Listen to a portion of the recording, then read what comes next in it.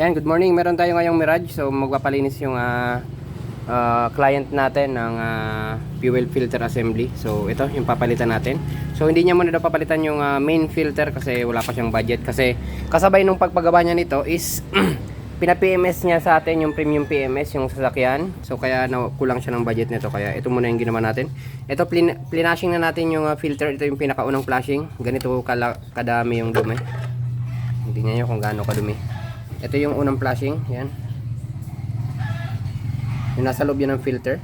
So, ang pag-flashing is napakasimple lang.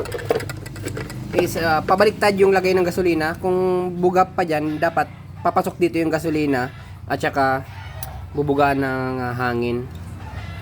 Ilagay ko lang sa comment yung full video ng paglinis ng fuel filter assembly ng Mirage. So, yan, para hindi na ako ulit mag-video kasi meron naman tayong upload dati pa. So, yan. Ito yung bago, ito yung luma. Tsaka ganito kadumi yung laman yan. So hindi lang to, ulit-ulitin ko pa yan para luminis na yung gasolina na lalabas dyan. So ulitin ko lang, lalagyan lang ng gasolina dito at saka bubuga ng hangin. Lalabas yung dumi doon sa papasok sa butas ng pump. Yan. Thank you.